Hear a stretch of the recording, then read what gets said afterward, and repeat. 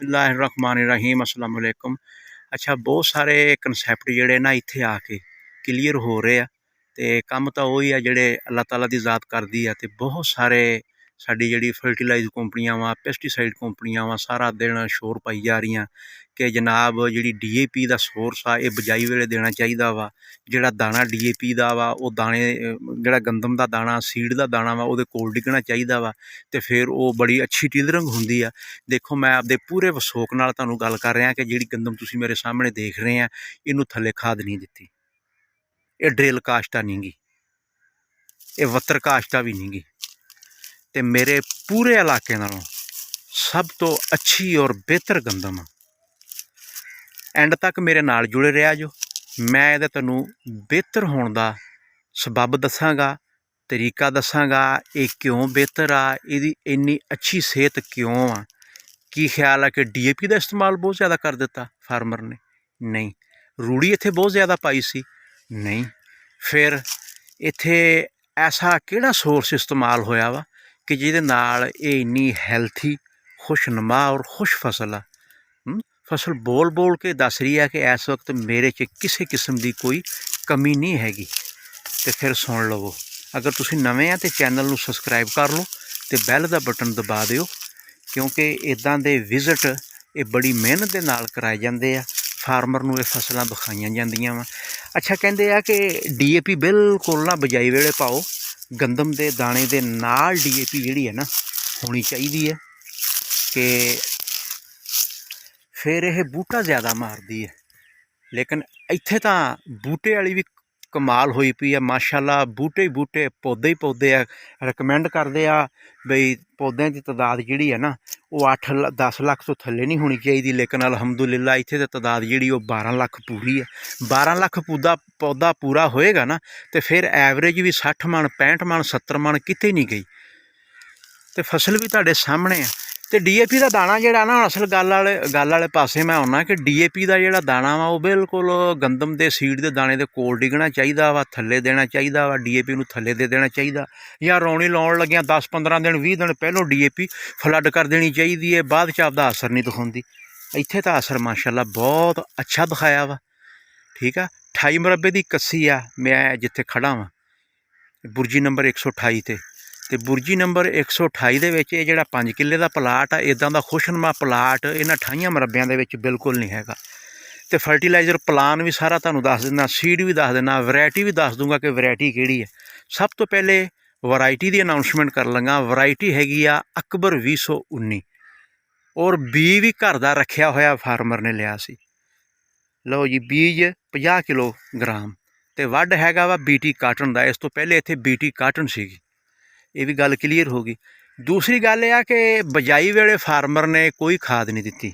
ਬਿਲਕੁਲ ਬਿਜਾਈ ਵੇਲੇ ਖਾਦ ਦੇ ਸਕਦਾ ਸੀ ਫਾਰਮਰ ਦੇ ਕੋਲ ਵਸਾਇਲ ਹੈ ਸੀ ਕਿ ਉਹ ਬਿਜਾਈ ਵੇਲੇ ਇੱਥੇ 2 ਦੀਆਂ 3 ਬੋਰੀਆਂ ਵੀ DAP ਦੀਆਂ ਦੇ ਸਕਦੀਆਂ ਸੀ, ਲੇਕਿਨ ਉਹਨਾਂ ਨੇ ਨਹੀਂ ਦਿੱਤੀ। ਉਹਨਾਂ ਨੇ ਦੂਸਰੇ ਪਾਣੀ 'ਤੇ ਜਾ ਕੇ DAP ਦਿੱਤੀ ਆ। ਅਤੇ ਮੈਂ ਵਕਤਨ ਫਵਕਤਨ ਇਹ ਗੱਲ ਕਰਦਾ ਵੀ ਰਹਿੰਦਾ ਵਾਂ ਕਿ DAP ਕਿਸ਼ਤਾਂ ਦੀ ਸ਼ਕਲ 'ਚ ਦੇਣੀ ਚਾਹੀਦੀ ਆ, ਫਿਰ ਇਹ ਜ਼ਿਆਦਾ ਕਾਰਗਰ ਸਾਬਤ ਹੁੰਦੀ ਹੈ।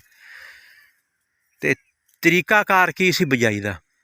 ਨਹੀਂ ਰੌਣੀ ਕੀਤੀ, ਨਹੀਂ ਪਲਾਂਟਰ ਨਾਲ ਕਾਸ਼ਤ ਕੀਤੀ, ਨਹੀਂ ਖੇਲੀਆਂ 'ਤੇ ਕਾਸ਼ਤ ਕੀਤੀ, ਨਹੀਂ ਡਰਿਲ ਦੇ ਜ਼ਰੀਏ ਕਾਸ਼ਤ ਕੀਤੀ, ਨਹੀਂ ਵੱਤਰ ਦੇ ਜ਼ਰੀਏ ਕਾਸ਼ਤ ਕੀਤੀ। ਕਾਸ਼ਤ ਕੀਤੀ ਆ ਗੱਪ ਛੱਟ, ਮਤਲਬ ਜ਼ਮੀਨ ਤਿਆਰ ਕਰਕੇ ਅਤੇ ਉੱਤੇ ਛੱਟਾ ਲਾ ਦਿੱਤਾ, ਔਰ ਛੱਟੇ ਦੇ ਨਾਲ ਕੋਈ ਵੀ ਖਾਦ ਨਹੀਂ ਦਿੱਤੀ, ਸਿਰਫ ਬੀਜ ਦਾ ਹੀ ਛੱਟਾ ਲਾਇਆ। ਬੀਜ ਦਾ ਛੱਟਾ ਲਾਉਣ ਤੋਂ ਬਾਅਦ ਜਦੋਂ ਜ਼ਮੀਨ ਬਿਲਕੁਲ ਖੁਸ਼ਕ ਹੋ ਗਈ ਹੈ ਅਤੇ ਖੁਸ਼ਕ ਹੋਣ ਤੋਂ ਬਾਅਦ ਇਹਨੂੰ ਦੂਸਰਾ ਪਾਣੀ ਦੇ ਦਿੱਤਾ, ਮਤਲਬ 25, 30, 35 ਦਿਨ 'ਤੇ। ਜਦੋਂ ਦੂਸਰਾ ਪਾਣੀ ਦਿੱਤਾ ਨਾ, ਉਦੋਂ ਸਿਰਫ 1 DAP ਅਤੇ 1 ਯੂਰੀਆ ਦੇ ਦਿੱਤਾ। ਕੀ ਦੇ ਦਿੱਤਾ? 1 DAP ਅਤੇ 1 ਯੂਰੀਆ। ਅੱਛਾ, ਉਸ ਤੋਂ ਬਾਅਦ ਕਿਸੇ ਕਿਸਮ ਦੀ ਕੋਈ ਆਬਪਾਸ਼ੀ ਨਹੀਂ ਕੀਤੀ ਅਤੇ ਗੰਦਮ ਦੀ ਫਸਲ ਗੋਭ 'ਤੇ ਚਲੀ ਗਈ ਹੈ। ਇਹਦਾ ਮਤਲਬ ਇਹ ਹੋਇਆ ਕਿ ਇਹ ਜਿਹੜੀਆਂ ਜ਼ਮੀਨਾਂ ਸਖਤ ਆ, ਚਿਕਨੀਆਂ ਵਾ, ਜਿਹਨੂੰ ਮਹਿਰਾ ਜ਼ਮੀਨਾਂ ਕਹਿੰਦੇ ਆ, ਇੱਥੇ ਸਾਨੂੰ ਬਹੁਤ ਜ਼ਿਆਦਾ ਫਰਟੀਲਾਈਜ਼ਰ ਦੀ ਜ਼ਰੂਰਤ ਨਹੀਂ ਹੈਗੀ। ਅਸੀਂ ਘੱਟ ਖਾਦ ਨਾਲ ਵੀ ਅੱਛੀ ਪੈਦਾਵਾਰ ਲੈ ਸਕਦੇ ਹਾਂ। ਅੱਛਾ, ਫਾਰਮਰ ਨੇ ਹੁਣ ਤੀਸਰੇ ਪਾਣੀ 'ਤੇ ਇਹਨਾਂ ਨੂੰ ਮੈਂ ਰਿਕਮੈਂਡ ਕਰ ਰਿਹਾ ਕਿ ਤੁਸੀਂ ਹੁਣ ਜਨਾਬ ਅਗਰ ਤਾਂ ਲਿਕੁਇਡ ਫਾਰਮ ਦੇ ਵਿੱਚ ਪੋਟਾਸ਼ ਫਲੱਡ ਕਰਨੀ ਆ ਅਤੇ ਫਿਰ ਤੁਸੀਂ ਕਰਨੀ ਆ 5 ਲੀਟਰ ਫੀ ਕਿੱਲੇ ਦੇ ਹਿਸਾਬ ਨਾਲ। ਕਿੰਨੀ? 5 ਲੀਟਰ। ਅਗਰ ਤੁਸੀਂ ਪਾਊਡਰ ਫਾਰਮ ਦੀ ਸ਼ਕਲ 'ਚ ਇਸਤੇਮਾਲ ਕਰਨੀ ਆ ਤੇ ਫਿਰ ਤੁਸੀਂ 12.5 ਕਿਲੋ, 11 ਕਿਲੋ, 10 ਕਿਲੋ, 8 ਕਿਲੋ ਕਿੱਲੇ ਦੀ ਵੀ ਕਰ ਸਕਦੇ ਹਾਂ। ਹੁਣ 8 ਕਿਲੋ ਮੈਂ ਕਿੱਲੇ ਦੀ ਕਿਉਂ ਕਹਿ ਰਿਹਾ? 8 ਕਿਲੋ ਕਿੱਲੇ ਦੀ ਮੈਂ ਉੱਥੇ ਰਿਕਮੈਂਡ ਕਰਾਂਗਾ ਕਿ ਜਿੱਥੇ ਜਨਾਬ ਪੋਟਾਸ਼ ਦੇ ਵਿੱਚ ਮਤਲਬ ਸਲਫੇਟ ਆਫ ਪੋਟਾਸ਼ ਦੇ ਵਿੱਚ ਉਹਨਾਂ ਨੇ ਮਤਲਬ ਡਬਲ ਫਾਰਮ ਦੇ ਵਿੱਚ ਇਹ SOP K2O ਦੇ ਨਾਂ ਤੋਂ ਇਹ ਪਾਈ ਹੋਈ ਹੈ, ਔਰ ਨਾਲ ਉਹਨਾਂ ਨੇ ਸਲਫਰ ਟ੍ਰਾਈਆਕਸਾਈਡ ਵੀ ਪਾਇਆ ਹੋਇਆ ਵਾ, ਫਿਰ ਵਿੱਚ ਬੋਰਾਨ ਵੀ ਪਾਇਆ ਹੋਇਆ ਵਾ, ਫਿਰ ਵਿੱਚ ਫਾਸਫੋਰਸ ਦੀ ਮੁਕਦਾਰ ਵੀ ਉਹਨਾਂ ਨੇ ਪਾਈ ਹੋਈ ਆ।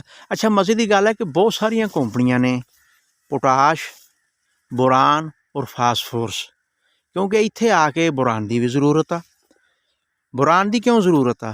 ਕਿਉਂਕਿ ਸਿੱਟੇ ਦੀ ਜਿਹੜੀ ਭਰਾਈ ਆ ਉਸ ਦਾ ਜਿਹੜਾ ਅਮਲ ਆ, ਉਹਦੀ ਜਿਹੜੀ ਫੈਕਟਰੀ ਆ ਉਹ ਮਜ਼ਬੂਤ ਹੋਵੇ, ਘੁਰੀਆਂ ਦੀ ਤਾਦਾਦ ਜ਼ਿਆਦਾ ਵਧੇ, ਸਿੱਟਾ ਸਿਹਤਮੰਦ ਹੋਵੇ, ਸਿੱਟਾ ਲੰਬਾ ਹੋਵੇ, ਅਤੇ ਇਸ ਵਾਸਤੇ ਸਾਨੂੰ ਇਹ ਸੋਰਸ ਇਸਤੇਮਾਲ ਕਰਨਾ ਚਾਹੀਦਾ ਵਾ। ਕੱਦ ਦੇਖ ਲਓ, ਇਸ ਦੀ ਖੁਸ਼ ਨਮਾਈ ਦੇਖ ਲਓ, ਮਜ਼ਬੂਤ ਤਣਾ। ਔਰ ਯੂਰੀਆ ਦਾ ਇਸਤੇਮਾਲ ਅਗਰ ਤੁਸੀਂ ਵੇਖਦੇ ਆ ਨਾ ਕਿ ਫਸਲ ਕੁਛ ਕਮਜ਼ੋਰ ਆ, ਅਤੇ ਫਿਰ ਤੁਸੀਂ ਜ਼ਿਆਦਾ ਨਹੀਂ ਤੇ 8 ਤੋਂ 10 ਕਿਲੋ ਯੂਰੀਆ ਜਿਹੜਾ ਨਾ ਇਹ ਤੁਸੀਂ ਡਾਲੋ ਪੋਟਾਸ਼ ਦੇ ਨਾਲ। ਇੱਕ ਤਾਂ ਫਲੱਡ ਦੇ ਵਿੱਚ ਤੁਹਾਨੂੰ ਮਦਦ ਮਿਲੇਗੀ, ਅਤੇ ਡਰਮ ਜਿਹੜਾ ਨਾ ਤੁਸੀਂ ਆਪਦੇ ਨੱਕੇ ਤੋਂ 8 ਤੋਂ 10 ਮਤਲਬ ਕੋਈ 1 ਬਿੱਗਾ ਜਾਂ ਕਿੱਲਾ ਪਿੱਛੇ ਰੱਖਣਾ ਵਾ, ਕਿਉਂਕਿ ਉਸ ਦਾ ਜਿਹੜਾ ਨਾ ਪਾਣੀ ਦੇ ਨਾਲ ਉਸ ਦੀ ਜਿਹੜੀ ਹੱਲ ਪਜ਼ੀਰੀ ਆ ਇਹ ਪੂਰੀ ਤਰ੍ਹਾਂ ਠੀਕ ਰਹਿ ਜੇ, ਹੱਲ ਪਜ਼ੀਰੀ ਦੇ ਵਿੱਚ ਕੋਈ ਮਸਲਾ ਜਾਂ ਪ੍ਰੋਬਲਮ ਪੈਦਾ ਨਾ ਹੋਵੇ। ਅਤੇ ਆਪਦੀਆਂ ਜ਼ਮੀਨਾਂ ਦੀਆਂ ਕਿਸਮਾਂ ਵਾ, ਠੀਕ ਆ। ਜਿੱਥੇ ਤਾਂ ਜ਼ਮੀਨ ਰੇਤਲੀ ਆ ਉੱਥੇ ਸਾਨੂੰ ਸੋਰਸ ਜ਼ਿਆਦਾ ਇਸਤੇਮਾਲ ਕਰਨਾ ਪੈਂਦਾ, ਅਤੇ ਜਿੱਥੇ ਜ਼ਮੀਨ ਇੱਦਾਂ ਦੀ ਭਾਰੀ ਆ, ਮਹਿਰਾ ਜ਼ਮੀਨ ਆ, ਜ਼ਮੀਨ ਮੋਟੀ ਆ, pH ਲੈਵਲ ਉਹਦਾ ਡਾਊਨ ਆ, ਥੱਲੇ ਵਾਲੇ ਪਾਣੀ ਵੀ ਚੰਗੇ ਆ, ਨਹਿਰੀ ਪਾਣੀ ਵੀ ਅੱਛੇ ਆ, ਅਤੇ ਫਿਰ ਪੋਟਾਸ਼ ਦੀ ਘੱਟ ਜ਼ਰੂਰਤ ਆ। ਉੱਥੇ ਤੁਸੀਂ ਥੋੜ੍ਹੀ ਵੀ ਪੋਟਾਸ਼ ਪਾ ਕੇ ਗੁਜ਼ਾਰਾ ਕਰ ਸਕਦੇ ਆ।